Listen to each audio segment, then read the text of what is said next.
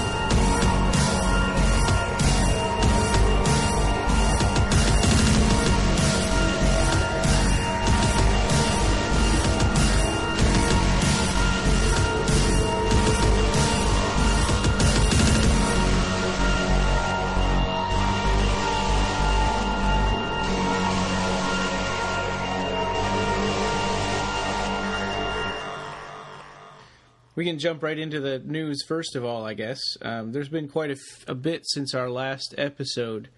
There's a reveal of the UK cover of the Scarlet Gospels. And that kind of came along with the Real Clive Barker store pre-order. So they allow you to pre-order either the UK or the US cover, and you can get them autographed, and you can get them with a poster also. That's awesome. Yeah, I've got to say that I think the UK cover is way better than the US one. Yes, I agree. Really nice. It's this kind of bloody Pinhead to sort of describe for people who haven't seen it already. Pretty, like just one color, kind of like a Pinhead all in flowing red kind of a thing. Yeah, it's like a blood stain in the shape of Pinhead, and then there's golden letters saying Clive Barker. Yeah. And then in bloody letters at the bottom, like in script, says the Scarlet Gospels. And over at realclivebarker.com, the books are available for pre-order, like you said, and they will be available from certain price ranges, which will range from $26.99 to $114.99. So I'm guessing there's going to be hardcovers and signed editions. So that's their package. There's a Hellraiser screening at the new Beverly Cinema, and there was a Cabal Cut screening there a couple of years back. But February 28th, there will be a screening of Hellraiser, which is kind of neat. Yeah, in 35 millimeter, right? Oh, yes, yeah. Have either of y'all ever seen a Hellraiser in the theater like that, a 35 millimeter? I'm sure, Gisele, you have, right? I have. I never saw Hellraiser in the theater. Yeah, I didn't either. Because when I used to go to this fantastic film festival in Porto, which is a city in the north of Portugal, it's called Fantas Porto. And ever since I started going to that festival since the 90s, early 90s, because that's when I was old enough to actually go watch horror movies in the theater. I've seen they used to have a double feature, Hellraiser, Hellbound.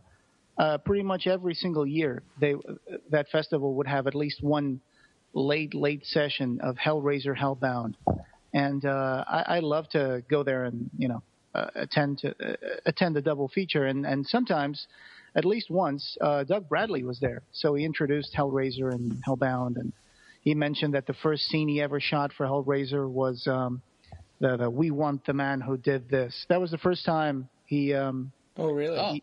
I didn't know. Yeah, that was the first scene that he shot as Pinhead. He said he had like black lenses on and he couldn't see anything, and he was like, I was trying not to miss my mark, because on the floor they have marks done with electric tape and stuff, or gaffer tape or whatever. Mm-hmm. And so he was like, that was the first thing that he did. He was, "We Want the Man Who Did This." That was the first shot. Well, and that's interesting that they would have filmed it so far out of sequence.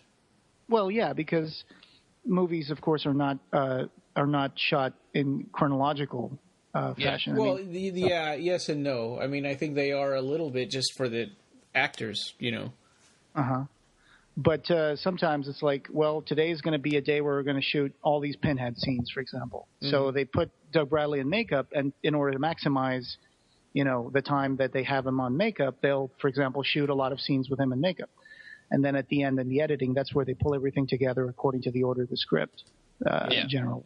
But also locations. I mean, if they have one house just for one day, let's say the palace that is in Bloodline, I'm sure they had to shoot all those scenes that take place in that palace in that one day.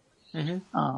But it's cool, yeah. So to summarize, I have seen Hellraiser and Hellbound and Bloodline in the theater. I haven't seen Hellraiser 3. I've seen 3 and 4. I mean, I only saw in 4. their original, Yeah, that's cool. So if anybody out there is planning on going to see this screening, I recommend it, because it's a much better difference. It's a much better experience to see a movie in 35 millimeter being projected than digital projection. Especially a classic like that would really, you get the full surround, sound, the full experience that way. Next, I had go ahead. There was also, I just wanted to let y'all know, this was just updated. I'm on Facebook. I don't know if you put this in the show notes, but the Leviathan story of Hellraiser, Hellbound, Hellraiser 2, that is, they released the covers for that, and then you can pre-order that for April 6th is when the pre-orders go up for that. Awesome. Oh, okay. Well, yeah, and no, I mean, the last news I had was that they may have a distributor, but it seems like they've worked that out now. Well, yes. I actually, and I think you too, right, Brian? I had contributed to the Kickstarter when this came out. Yeah, me too. I was lucky to be able to do that. I think I caught them right in the last couple of days. And so I think I'm supposed to get like a copy of it along with a poster and stuff. So and I think that what we'll get is a 3-disc DVD, because on that post, someone had asked if there was a Blu-ray coming, and they said maybe in the future. So I think right now it's a 3-disc DVD. There's a 2-disc and a special 3-disc limited edition that includes a 4-sided Chenard notebook with linear notes by Phil and Sarah Stokes. Dude. Really? They did some notes on that. That's cool. That's amazing. And the pre-orders are only going to be, you can get it at Leviathan/Hellraiser.co.uk. And I think the people that supported the Kickstarter are getting the 3-disc version. Yeah. I think that's I hope right. so. Yeah, that's how what I think he said that to somebody on, because somebody was saying, do we just get the same thing as the people who pre-order? And they said you get the 3-disc version if you support That's Kickstarter. Sweet. That is sweet. Yeah. So that's awesome. I can't wait till and they said April. What was it? April something. 6th. There it is. April 6th. That's when you pre-order it, and it comes out the following week. I just know it's the following Tuesdays when that's when the release date is. Really? They're really close together then. Yeah, they are. Well, cool. That's awesome. It seems like it hasn't been a very long development process, although I'm sure for the editors it felt really long. Oh, yeah, Yeah. I'm sure. Yeah, well, I remember when they were supposed to complete this on their Kickstarter. I was looking at it today, and it said estimated date of delivery October 2014. Of course, Yeah. but they've been busy all this time. They've been working. They've been posting updates. So it's not like some Kickstarter projects where you're like left in the dark for like months and you don't have any updates. These guys have been updating it every single month. So. Well, and what was going to be one movie turned out to be two movies. Yeah, can't complain about that. Yeah. No.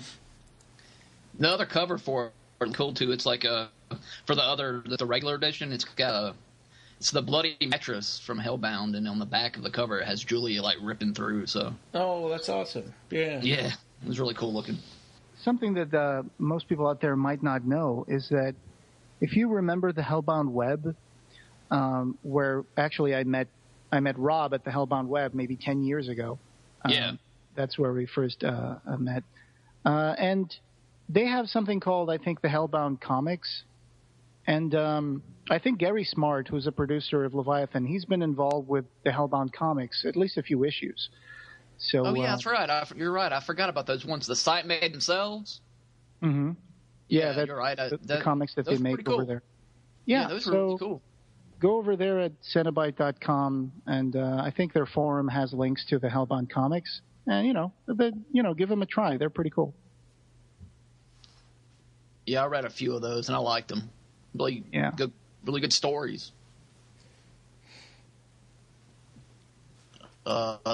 Okay, so next one, evolution of a character, Pinhead. So this was kind of neat that Revelations kind of put together a sort of a feature piece that's the evolution of the Pinhead character, and they went all the way back to the Forbidden, the movie. Mm-hmm. Starting with the nails on the board and going all the way to the Scarlet Gospels. Right, that old 16mm film that they shot in some florist shop or whatever. Mm-hmm. Maybe that was Salome, I forget. Yeah, I get them confused also. Yeah. So yeah, it does open with there's some symbolism in that the Forbidden short, where they have like these nails on a board, and then there's like this puzzle that the scientist is putting together, and then it kind of transports him into a world where he gets his skin taken off, which kind of reminds us a little bit of Hellraiser. So. Oh yeah. Yeah. But it's nice that they made this article because the Scarlet Gospels are coming out, and so it's going to be the definitive, retirement story for Pinhead. And I don't think I'm spoiling anything because the fact that this is going to be the last Hellraiser story is even written in the binders that Clive Barker had on his shelves. So, it's nice to see how the character has been evolving through time. And he's been saying that since the 90s. That was the final. Yeah. Clive and Barker it's funny story. because in the Hellbound Heart, we never really get to see a Pinhead described as in the movies. In fact, a lot of people seem to have the idea that Pinhead's supposed to be a girl in the Hellbound Heart. I've read that too from people's comments and stuff. I think it's because of the way the voice is described. He describes the Cenobite's voice, the one that has the bejeweled pins on his face and his tongue. He describes his voice as a breathy voice, like an excited girl. Yeah. And I think that's where people get that from. But but it is not it's kind of an androgynous character, but I think he's still male. And of course in the Scarlet Gospels, I think people will be happy to know that it respects the Hellbound Heart novella and also brings us a character of Pinhead that's very similar to the movie Pinhead. So I think people will be satisfied with that. Yep. The Scarlet Gospels audiobook. There's new details about that. I was interested to see that they still make audiobooks on CD. Yeah. That's surprising to me, but this is a 9 CD set that's 11 hours long. And it's $40, $39.99, and that'll be available at the same time as the print editions. That's cool. It'll be narrated by John Lee. Yeah. I remember the last book that Clive Barker put out. I think was Mr. Begone. Well, not the last one, but you know what I mean. Like the last one that he wrote recently. not a reprint of some old story or something. But the last one, Mr. Begone, I think the audiobook was read by Doug Bradley. Yeah, I have that. It sounds really cool. And it would have been nice if Doug Bradley would have, taken the role of reading the Scarlet Gospels, because he's Pinhead. But yeah, I'm sure John Lee will do a great job.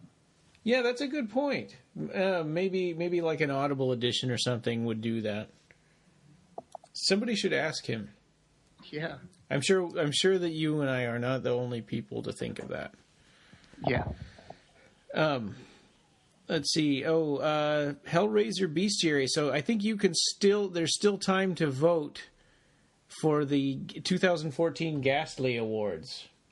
Really? And Hellraiser Bestiary was nominated, and we're going to talk in detail about Hellraiser Bestiary in this episode. But you have February 9th through the 22nd to vote. And as we're recording this, today is the 19th. So you may, by the time this airs, you may still have a day or two to get out there and vote for Hellraiser Bestiary. Yeah, it's from the 9th to the 22nd, the voting. So you still have 1, 2, 3 days to vote.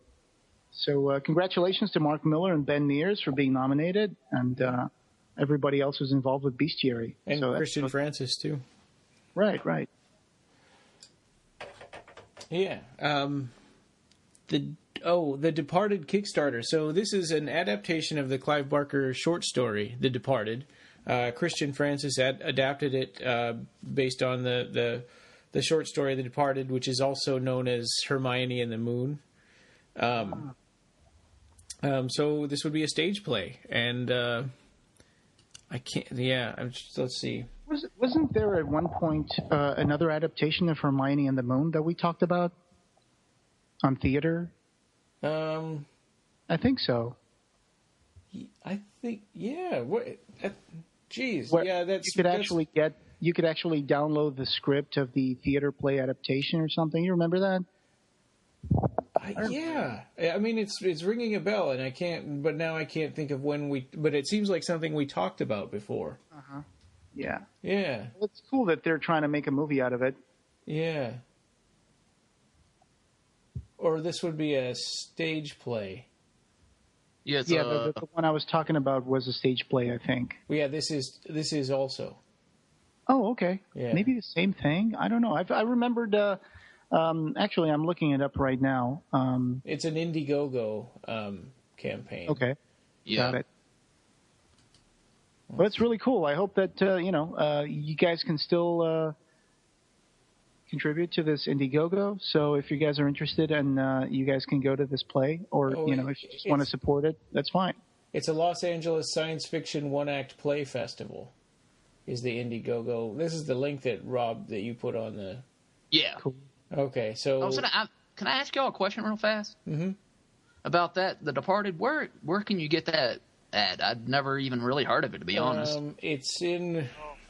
First appearance in the U.S. was the New York Times, 30th October 1992, and in the U.K. it appeared for the first time at the Guardian newspaper, Weekend Magazine, 31st October 92, and the U.S. hardback edition. It came out in the year's Best Fantasy and Horror 6th Annual Collection, St. Martin's, New York, 1993. So it's and then it's come out in a lot of like Best New Horror Volume 4, edited by Stephen Jones. That's the one that I have. Yeah, that's the one you have, right, Ryan? Yeah. Okay.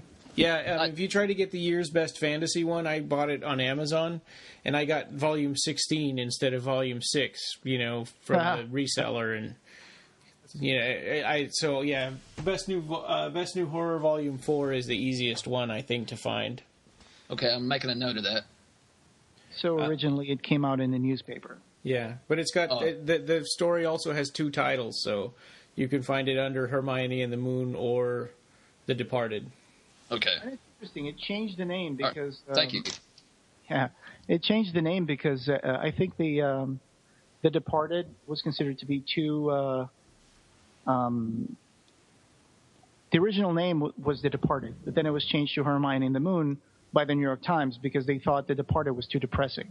And I'm getting this from Yeah, from Revelations. Huh. This is from the Lost Souls newsletter from '97. Wow. Yeah. That's cool. Yeah. That's interesting. So, another big one, the Entwined. So this is kind of a Clive Barker presents sort of a thing. It's a voodoo ghost story movie that's being put together by. There's a big group of writers. Mark Miller and Ben Mears. Is Ben Mears on there? Or no, it's just Mark Miller and Clive Barker. And Christian Francis. Yeah. Right. And by the way, just to Sarah conclude, J. Dalby.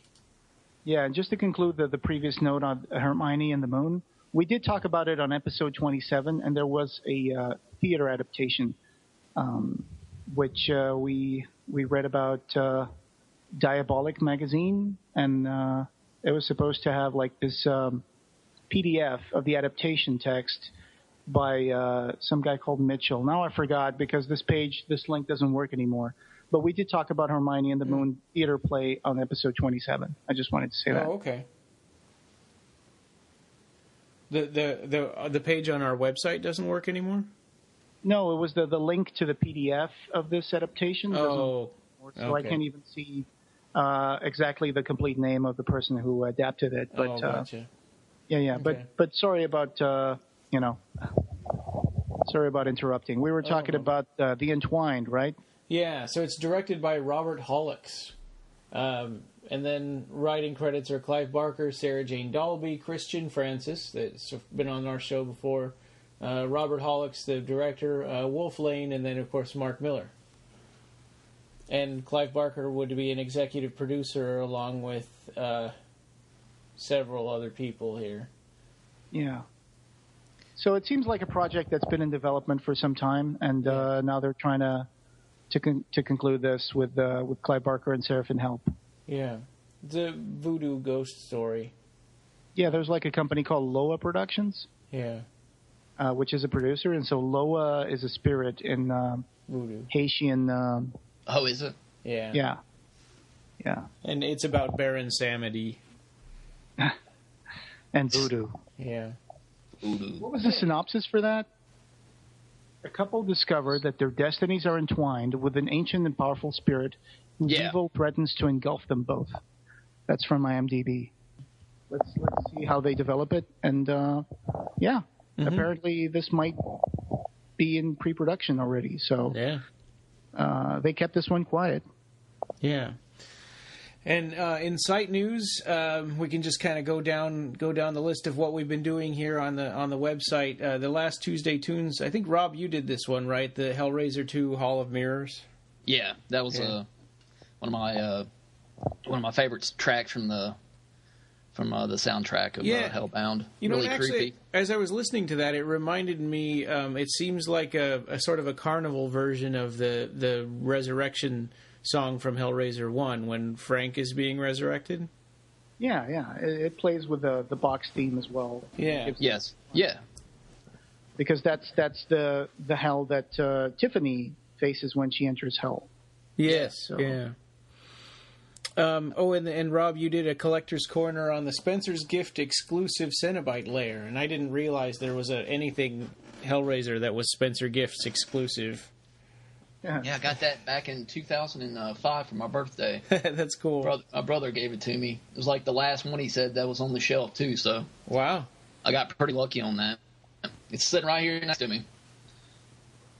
And did y'all collect any of those neck figures? That's the only thing I have from it. No. From that. I have about 5 of them. I think 2 or 3 of them are still in their box, but then like Julia, Pinhead, and... basically, Julia and Pinhead, I took them out of the box, and just so I could play with Julia for a bit, because you could actually put the bandages on her or take them off, and she'd be like skinless. Oh wow! Oh, cool. Yeah, you can switch some of the arms and legs. I have the Pinhead, where he's got his arms stretched out and he's holding the box, and the box is constantly falling out of his hand, and I have to find it. But there were a few NECA exclusives that I don't think people know a lot about. There was also one. You remember there was a special package that had the two female Cenobites from Inferno and the torso Cenobite. Oh, that's right. Yeah. And there was at the request of Mars, with a Z, one set per case would have a blood-spattered paint decoration for that particular package. Huh. There was also a Chatterer limited edition 3,000 piece run. That was the Chatterer from Hellbound. I have that one. Oh, really? With the eyes? Yeah. Oh, cool. And I have that one. And there was also a pewter Pinhead, which I think was for the San Diego Comic-Con exclusive. So there were a few exclusives on the NECA line for the Cenobites that a lot of people don't know much about. Yeah. And then another big one, which we'll cover this a lot more, when we talk about Scarlet Gospels here down the way. But you did our first advanced review of Scarlet Gospels. Yeah, that was really fun to do, and I eventually had to get your help to finish it because I was kind of getting a little intimidated with the review, and I was like, well, how should I finish it? And am I going too deep into this? Because I was also writing that article, and so you were like, well, I think you should take these parts out, and I was like, okay. So I finally pulled it together and I posted it. And what was really fun is that thanks to that review, we also got a message from Del Howison from Dark Delicacies in Burbank, California. He's one of the editors of Media and Unmade. And so he said, hey, I really liked, great site. I really liked your review. And is Tor Books sending you an advanced copy of Media and Unmade, or should I send it to you? And I was like, yeah, send it over. we'll be glad to do that review. So has that arrived? Yesterday. Oh, you did get it. Yeah, I thought you got it already. Yeah, I got it. It's a soft cover. It's white and black and white cover. It says Advanced and Corrected Proof, Media and Unmade. I was looking at it yesterday, and I'm going to start reading it today. Oh, okay, cool. Yeah, I was going to ask if you'd read any of them yet. No, I haven't read any yet. Well, I have read one, which I read it before I got the book because there's one of our friends on Facebook called Brian Craddock. Mm-hmm. He's from Australia, I think. Yeah. And he posted his story that got accepted. He posted it on his own blog. So really? Yeah. Okay. Yeah. I wonder if it's been edited since then. I don't know. I'll check. Yeah. But Scarlet Gospels was really cool. I know you also finished reading your copy. Yes. Unfortunately, Rob hasn't gotten a copy, but you can get to read one of our copies eventually before this comes out. And I really enjoy this book, and this is going to be the topic of our episode. Yeah. Tuesday Tunes, I put up there Johnny Get Angry from the director's cut of Nightbreed, just because I thought that was kind of an interesting one, and it made me think of the very beginning of Occupy Midian, where David had asked me, it was my very first interview where I was meeting somebody face to face, and David had asked me to ask Ann Bobby to sing Johnny Get Angry, and that was before I'd seen the Cabal cut, so I didn't even know what that song sounded like, and she actually sang that into the microphone, and I was so scared to ask her to do that. But you said that in your post. Yeah. So I thought that was a fun one to do, and I put Andrew Furtado's music video that he made from the footage of Nightbreed.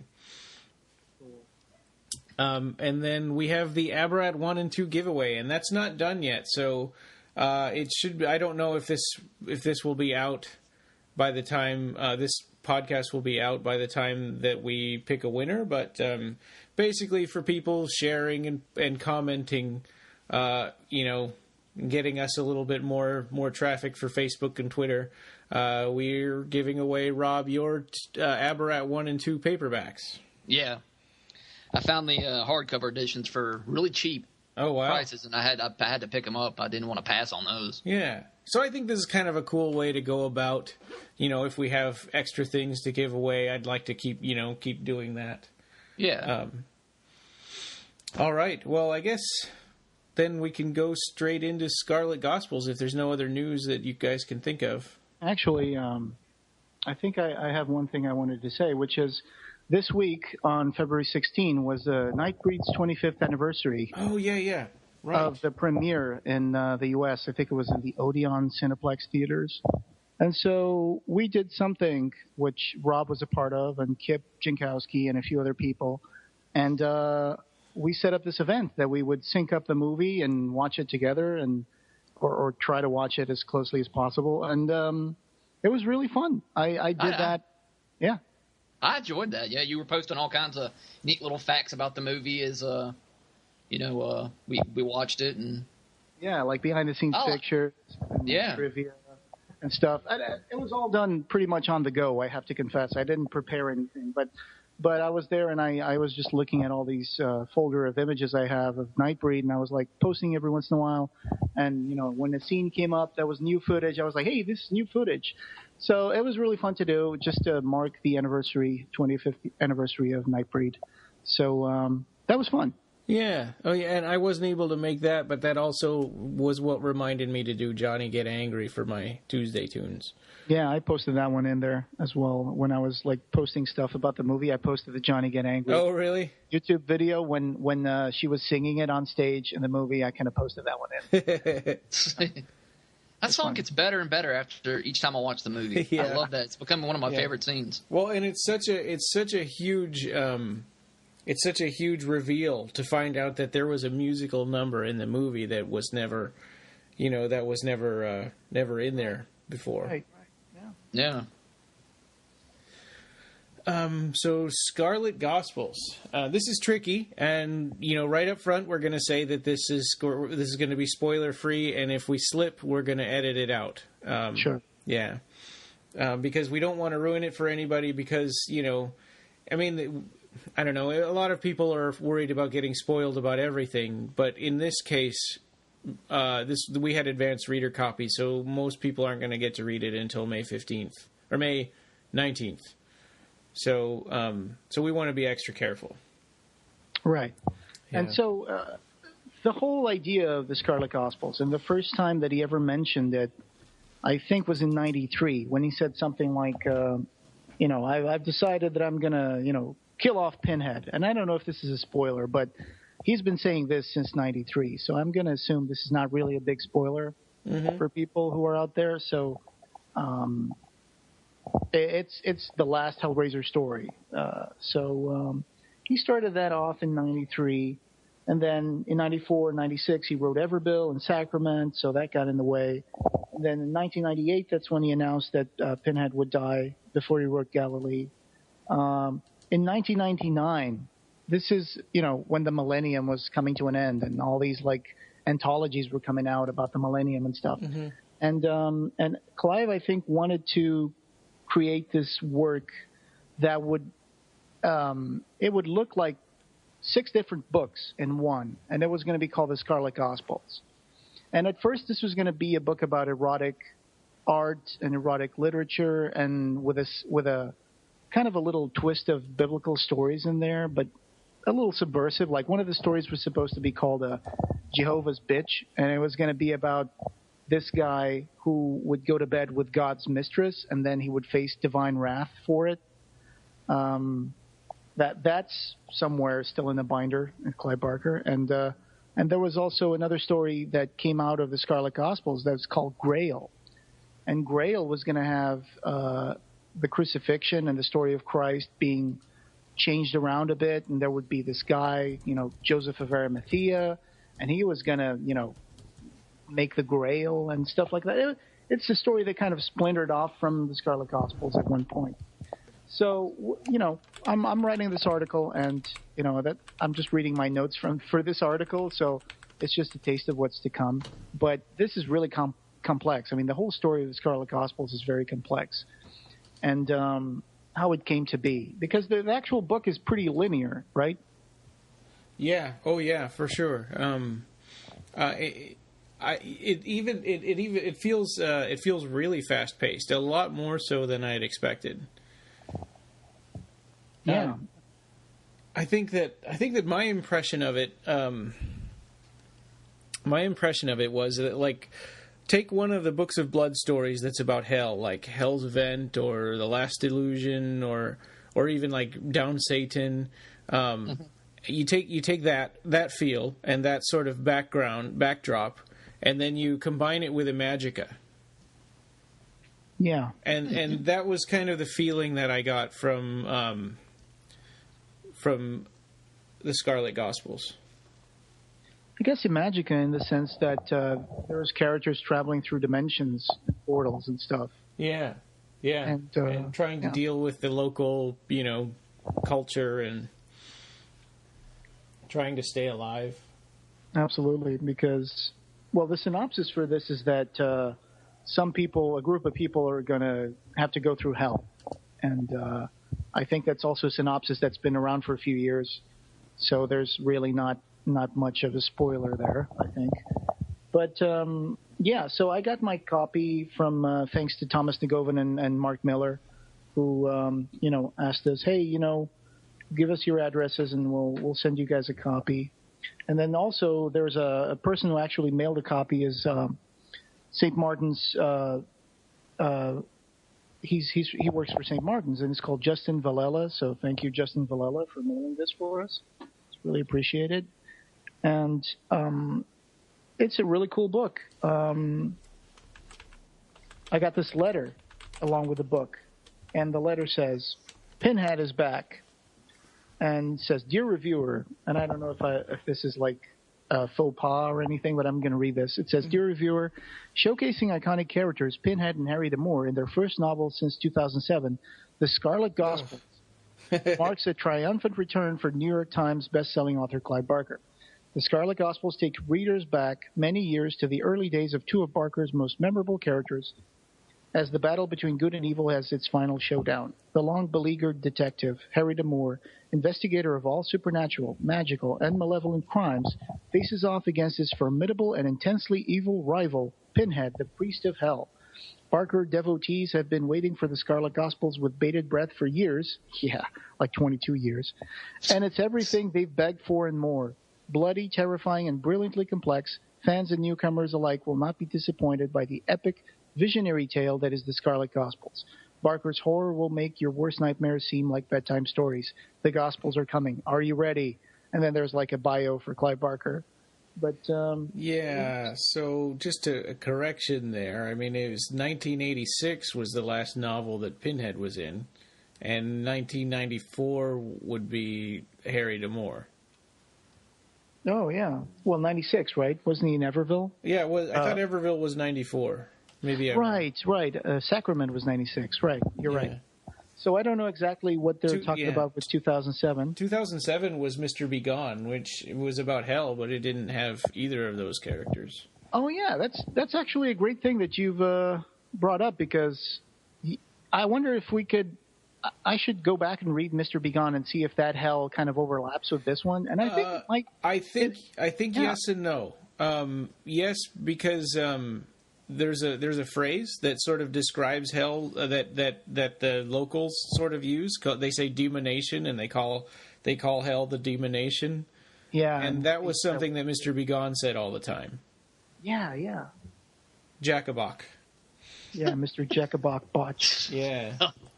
That's a great Did character. you read that one? Did you read that one, Rob? Mr. Begone? Yeah, it was funny. I mean, there was a lot of good humor in that book. It was, pretty disturbing. Kind of exactly like the family life of Jacobok. He's like a young demon, and he's got his parents, and he gets fished out of hell. Yeah, literally. They have like a picnic spread for the trap. Yeah. Yeah, so and I think that the way that it's different, and I don't want to spoil Scarlet Gospels, but in Mystery Begone, hell is like concentric circles, kind of like Dante's Inferno. Oh, right. And that's not the same. No. Yeah. That's right. Yeah. That's a good definitive kind of thing that sets it apart, because this one is not like Dante's Inferno at all. No.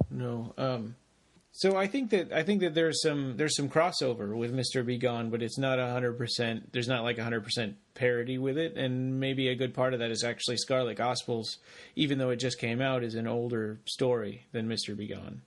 Sure, that makes sense. Actually, like you remember, Clive Barker mentioned something like he wrote Mr. Begone as a way to relax from writing the Scarlet Gospels. Mm-hmm. There was this little voice that he started listening to. Or from Abarat, right? From Abarat, yeah. And there was this little voice that was like nagging him, and he was like, okay, I'm going to write this book just so I get rid of this little voice in my head. And that's how he wrote Mr. Begone. So, yeah. Well, after Mr. Begone came out, are you guys familiar with there's a monster at the end of this book? It's a Sesame Street book with Grover. And through the book, he keeps telling you, don't turn the page because I'm scared because I heard there's a monster at the end of this book. And you keep turning the page and he keeps trying to stop you. Like he puts a brick wall on one page and ropes on another page and stuff like that. And he glues to the pages together.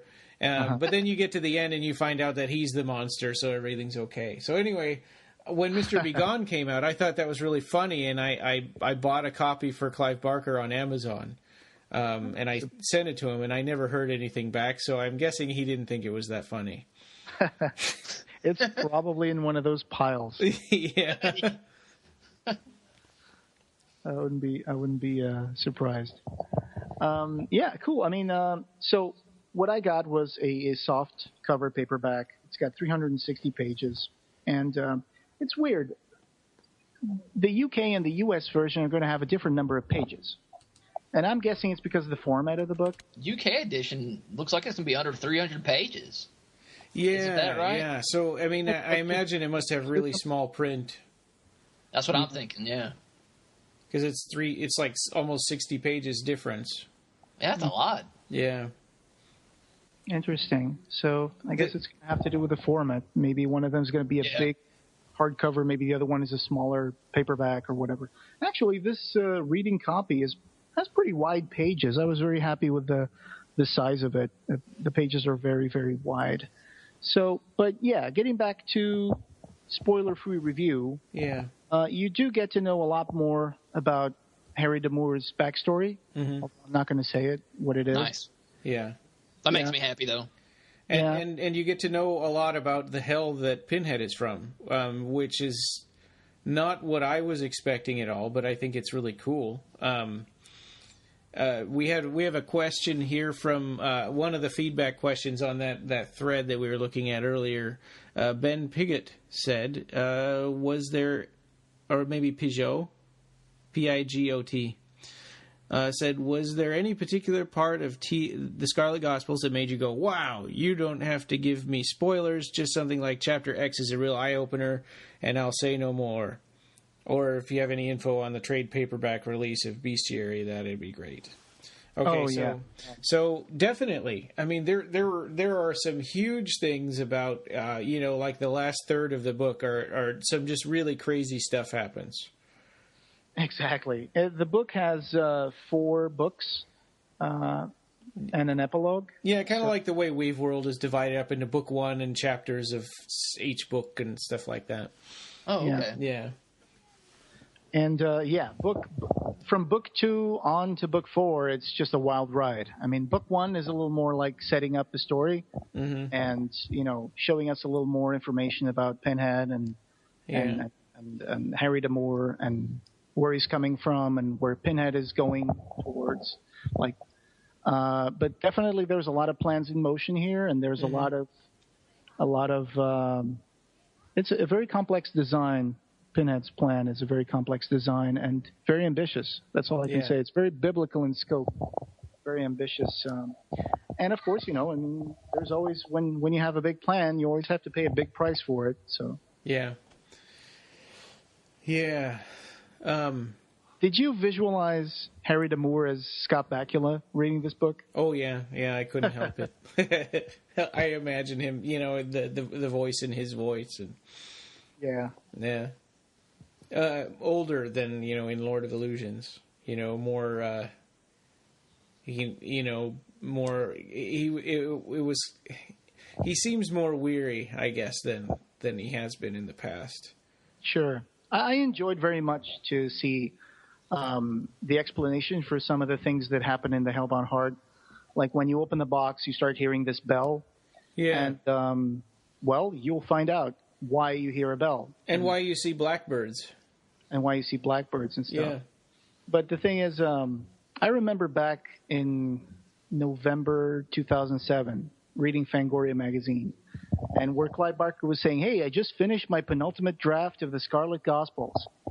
And so this was 8 years ago, almost, 7.5 years ago maybe.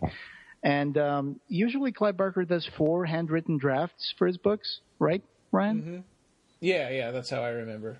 Yeah, so he was doing the penultimate draft in 2007. And between drafts, he wrote Mr. Begone. Well, he was writing Abarat as well, I think. So, yeah, it's a very complex book. It's on sale May 19th of 2015, so you can pre-order it now. But there's a lot of cool stuff here. You'll get to see more Cenobites. You will get to see more Cenobites, although they may not be very described. But quite a handful. You'll get to see a handful of Cenobites. And the order of the gash are a sort of a small section of a larger place. Yeah. And I've been posting some pictures of Wayne Barlow's Inferno, and I sent some to you and Rob. Yeah, those were really cool. After you showed me those that file of pictures, man, I went and I ordered that book. Yeah. I want to read that.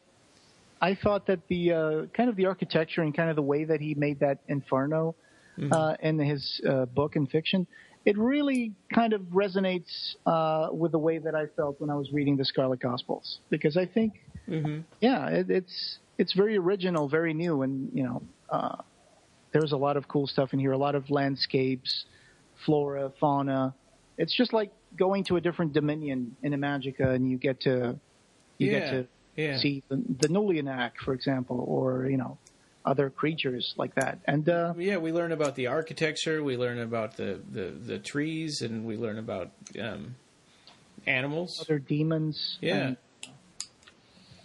So there's big reveals in this book that we can't really talk about. But I guess if you've been catching up on Revelations interviews, or if you've been paying attention to all the stuff that Clive Barker said over the years, you might have some idea, or you might think you have some idea about how this book is going to be.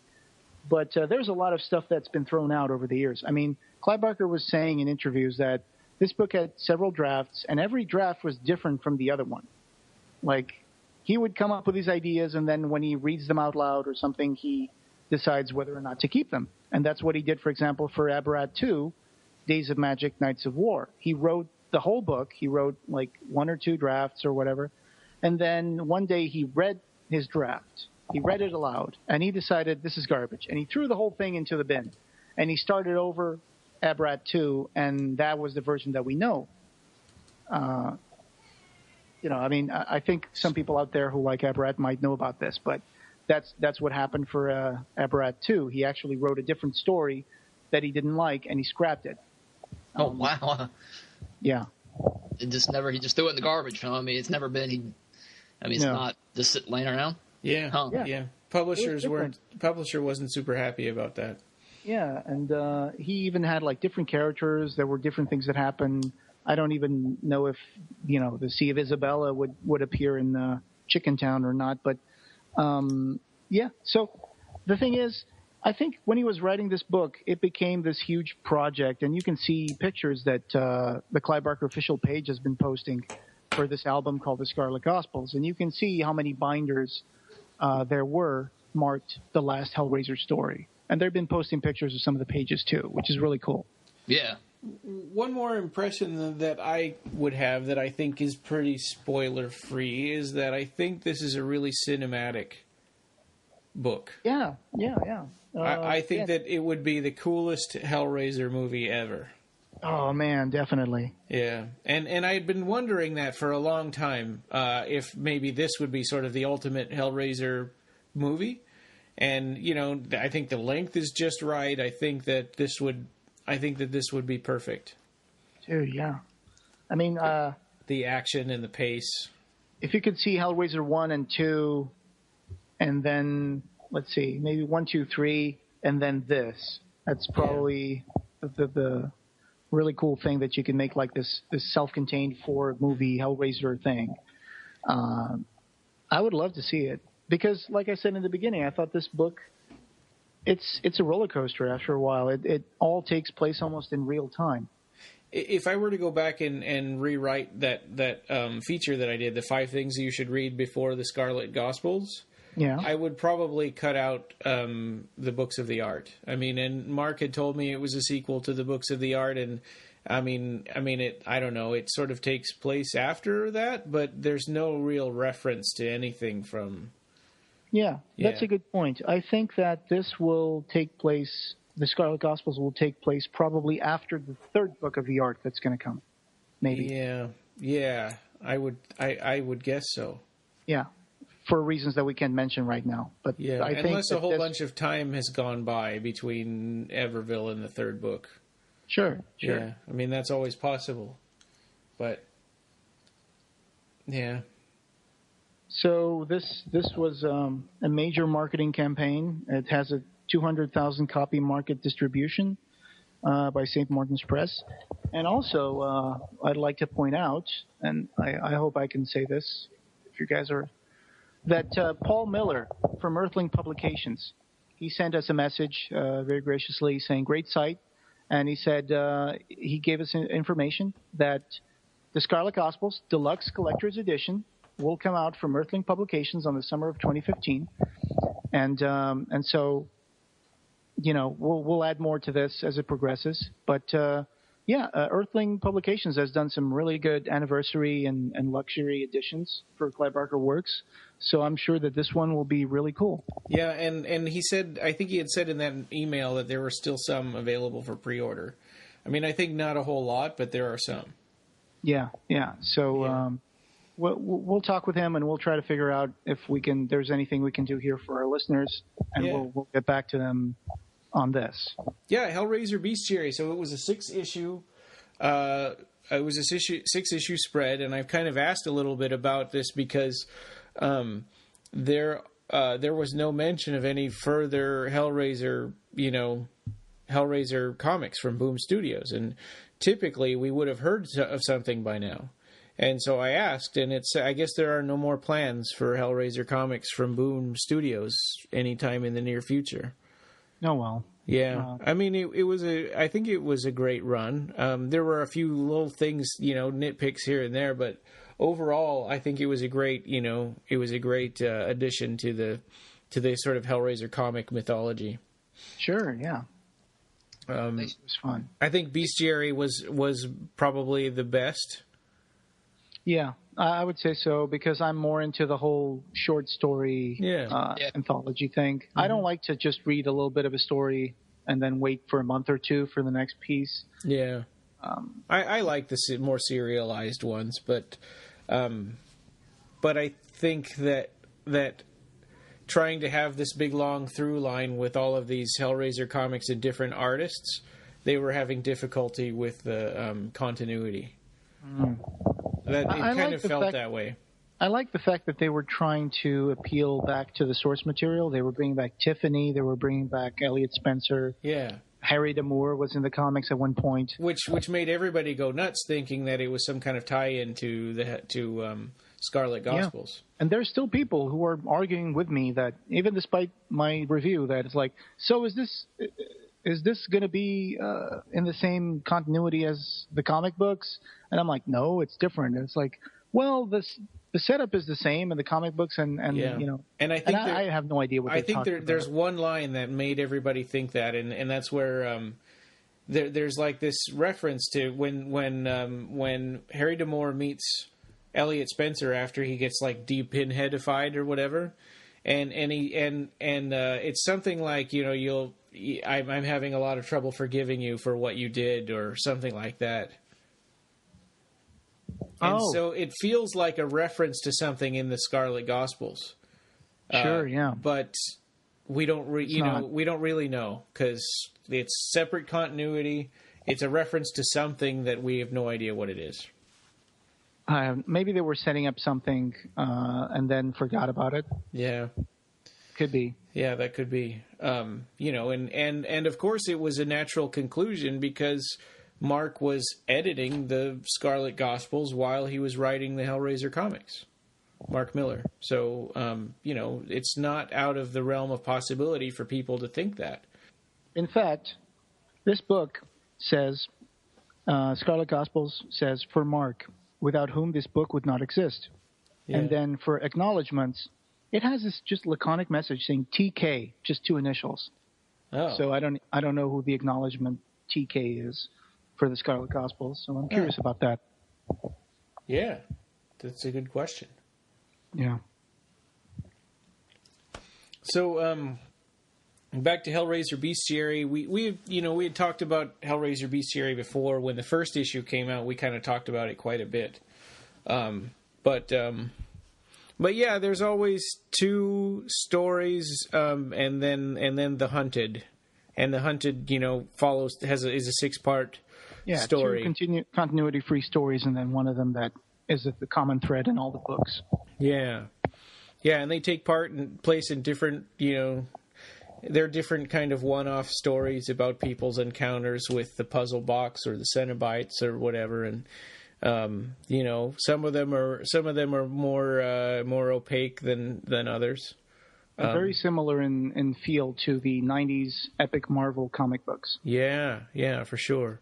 Yeah. My favorite one of the epic ones was the Neil Gaiman one, I think. Was it Wordsworth? Mm-hmm. Yeah, I remember that. That was illustrated by Dave McKean. Yeah. Very cool. And of course I like Help on Hearts. Oh, yeah. You remember the Help on Hearts anthology? Yeah. That story Wordsworth? Mm-hmm. It's there, but it's in black and white. But it's there. That's right. I'd forgotten about that. Yeah. And I really liked the Nightbreed crossover comics. Jihad? Yeah. Yeah, I picked those up at the comic book store recently. About a month ago, they had both of them, and I picked those up for only like $5 a piece. So. Yeah, and nice. It's a real crossover. I mean, it follows the plot of Nightbreed and Hellraiser. And at that point where they intersect, there's characters that from each of the comic series. I have an original art page from Jihad. It's got Peliquin, and there's like a car crash that happens. So I have that one. It's really nice. It's painted. So when you look at it up close, it doesn't have any text on it, but of course that's added afterwards. But it's a beautiful piece. Yeah. I think I think it's a kind of a shame that this ended in only 6 issues, because I mean I think that if there were one of the Hellraiser series, one of the Boom Hellraiser series to go longer, I would like it to have been this one. Yeah, definitely. Yeah. I was having a lot of fun with it. In the very last issue, you find out why it's called Hellraiser Bestiary. It's the word bestiary is used in like the last panel of the last Hunted story. Oh, okay. Few credits. Yeah. So I still have a few issues that I need to get, but I really enjoyed it so far, and I like this anthology kind of system where you can read these little self-contained stories. Of course, some of them are going to be a little repetitive because basically it's just one person opening a box and then cut to black. That doesn't really add anything to it. But there's some stories here that are really, really original. I really enjoy them. Yeah. I like the old hat to raise the devil. Yeah, that's in number 2, right? 2. Yeah. Yeah. That's about this guitar player. I like to play blues guitar. Mm-hmm. And he had I'd love to have a custom made. He's got like a custom made lament configuration guitar. Yeah, that is so cool looking, yeah. Man. I mean, I just would love to have like a custom job like that. Yeah, that is awesome. That was one of the very original ones. I really enjoy that one too. It's just I love that. I love that whole mythology of Robert Johnson. And the Crossroads and. Oh yeah. You could tell that it was influenced by that. Yeah, the Crossroads used to be the place where they would bury the suicides, and because they couldn't be buried in hollowed ground. So the Crossroads was always considered to be a place of, crossing over, planes or whatever. Even in, the book Faust, which is like the quintessential deal with the devil book. Faust summons the devil at a crossroads in the movie. Crossroads were always considered to be a place of shifting things, of crossing over, and especially if you bury people in a crossroad, it's going to get creepy. Yeah. And Hellbound Desires didn't they make a video teaser for that one? Yeah, it was a computer screen or something. Yeah, that was a Ben Mears one, and it was like an S&M website.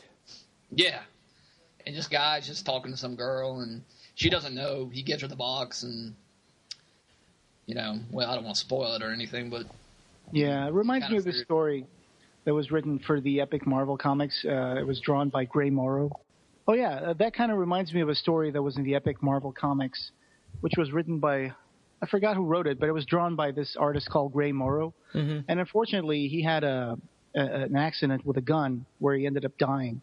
I think he was either cleaning his gun or maybe it was a suicide. It's kind of like unknown. But I have a couple of pages from that story, and it was about this producer guy casting an actress for a horror film, and he also gives her the box and tells her to play with it a while, see if she can get into the role. And that story kind of reminded me of this old story from the Marvel Epic. Oh, comics. Yeah. So yeah, Bestiary. It was. I'm guessing they're going to probably release it as trade paperback at some point. Do you guys think they're not doing any more comics because the Scarlet Gospels? Being the last, does he want that to just be the end of the canon? No, I don't think so. No. Because I think Scarlet Gospels is the end of Pinhead in like printed, Okay. Yeah, but I mean, there's still the Hellraiser remake, and hopefully. And don't forget, there's still some stories that splintered off from Scarlet Gospels, like Grail and Heaven's Reply. Heaven's Reply involves Pinhead. And we think that they haven't said this outright, but we think that Heaven's Reply is the one included. Okay. We think that Heaven's Reply is included in the Scarlet Gospels special edition from Earthling. Oh, is it going to be? Well, yeah, I think so. I mean, I don't know for sure. They said that one short story is getting included in that. All right. That's right. Yeah. Maybe that's going to be it. Previously unpublished. But we know that for a fact that it's been confirmed that Heaven's Reply is the story that takes place in like some French Guiana or something.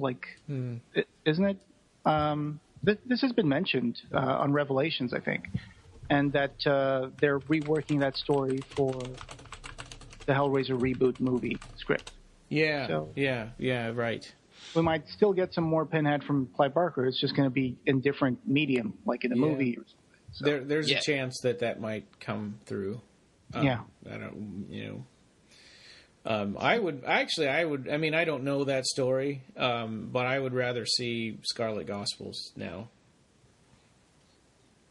But we don't know. Maybe that's really good. Sure. Yeah. Another story I liked in the Bestiary comics was, did y'all like the Desert Fathers from the first issue? This guy's trying to trap the dragon guy. The dragon. He's trying to trap the spirit. Yeah. Whatever that thing is. Yeah. I really enjoy that because, it was going back to that source material from the movie. Yeah. We get to see that flying dragon at the end, but what do they call them? Like Arabons, or I can't remember what it is. What they had a name for them in this Boom Hellraiser comics. I don't have the Bestiary with me here right now. Well, it wasn't even in. I don't think it was in Bestiary. I think it was in the earlier Boom ones. They had given a name to those. Right, and they were also they also appeared in some stories from the Hellraiser. I think it was Hellraiser Summer Special. If it wasn't the Hellraiser Summer Special, it was some other old Marvel comic where they had this guy who was a puzzle guardian, and he would turn into this dragon, and they would kill him, and then the Harrowers, I think, would make weapons out of these demons' bones or something. I think I remember something like that. Oh, speaking of the Harrowers, there is also a connection with the Harrowers in the Scarlet Gospels. Is that going to be too much of a big spoiler? No. I mean, I think that we know from the in the Scarlet Gospels, we know from the excerpts or the synopsis, right, that Harry and a group of friends go into hell. Right. Yeah, so there was a connection there. Yeah. So, I loved it. I love the Scarlet Gospels. I totally recommend that you guys pre-order this right now. Yeah. It's all you wanted to see. It sends off Pinhead in a really, really grand way. Harry D'Amour is also a character that fleshes him out a lot more, and he goes through a lot of stuff. That's enough. Yeah. So. Yeah. Now I'm going to start reading Midian Unmade. Oh yeah. We will make an article about that soon. Okay. Yeah, I look forward to that. Yeah. That was a really good review, Jose. I really enjoyed it. And, I've been wanting got me more excited. I've been wanting to write a review now, but I'm a little intimidated. Yeah, I'm looking forward to that. Too. Oh yeah. I just realized something. While I was looking at my advanced and corrected proof of Midian Unmade, I noticed copyright acknowledgments. It also has TK. So I'm wondering if this is like some to be announced kind of acronym or something. I don't know. Because Clive Barker's Scarlet Gospels advanced copy also says acknowledgments TK, and the Midian Unmade book that's an advanced proof also says copyright TK. So maybe this is just a placeholder thing. Yeah. So just clearing that. Oh, yeah, that could be. Yeah, because it is an uncorrected proof, right? Right. Yeah. There may be still stuff they might correct or add to the beginning. Yeah. Also, the introduction by Clive Barker for Midian Unmade, I just wanted to let you guys know that this is reprinted from the Nightbreed Chronicle book from 1990. Oh, okay. I don't have that, so it's it's not all new to me, probably. Yeah, I'm just saying it's not a new introduction. It's an introduction that was from Nightbreed Chronicles. But that's cool. So is that a good book? I need to get that. I mean, it's really good. I mean, it's not like the Hellraiser Chronicles is kind of half-assed, but the Nightbreed Chronicles is really good because it's all written by Clive Barker. After Nightbreed was over. Okay. He makes these little biographies for every single character. Hellraiser Chronicles felt more like a marketing thing to try to get people to buy Hellraiser 3. Well, I like both books equally. It's just that the Hellraiser one has, visually it's an amazing book. I mean, it's got all these great photos and of the Cenobites and everything. Mm-hmm. It's just that it doesn't have the bios that Nightbreed has. It's like those bios really add a lot to the character. Although for the Cenobites, we pretty much know who they are already. Yeah. So. Yeah, I mean, they don't even have names. I mean, they have nicknames. Yeah, they have JP Cenobite and Carrie Cenobite, which some people call Dreamer, and Pistonhead. Yeah, those books are cool. They're a little expensive. The Hellraiser one is pretty cheap. You can get it for like $12, but the Nightbreed one, it's a little more expensive than that on Amazon because it's been out of print for like 20 years. So I'll probably eventually down the road get a copy. Just right now, both a copy of each of those. I just don't have the cash right now to spend on it. Yeah. But I agree with you. I like to read the backstories of those characters because when you're like you see those monsters in the movies. I mean, I don't know. It's cool to know. And the cool thing is that for the Nightbreed comics, they've been going to these little biographies for the characters, and they've actually been using some of the elements that Clive Barker came up with in the Nightbreed Chronicles when they're making like Devil Lude or Shunasasi or Lylesburg. They're actually going back to the Nightbreed Chronicles and bringing some of those elements into the story. For the Boom comic. For the Boom comic, and the most recent one actually went past the point of the movie Nightbreed and started in on the new story, number 9. Mm-hmm. I don't know if you have that one already. I think I only have up to 7 or 8, so I have to go. So number 9, there's like a 1-page like synopsis of the movie, and then it's like, okay, now here's where we are right now, and it has and it all takes place after the events of the director's cut. Oh, yeah. So I guess Laurie Lylesburg, who used to be the guy narrating all these issues so far, I guess he's gone, right? Yep, he's gone. I think that Kinski has a tattoo of Lylesburg's face on his arm. Cool. To remember him by, and then and Laurie is getting used to her new powers, and Ashbury shows up again. Yeah. Cool. So I need to get those. Yeah. Well, I guess that wraps up this episode. So thanks everybody again for listening. Yeah. Yeah. We love you. So yeah, thanks for listening to the episodes, and I hope you guys enjoy this one. And stay tuned for our blog at clivebarkercast.com.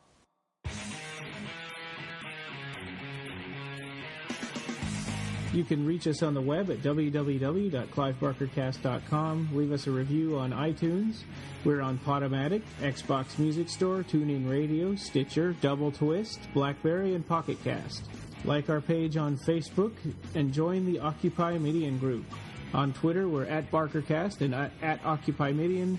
The forum is www.clivebarkerfans.com/forum. Opening theme by Colin Lakativa.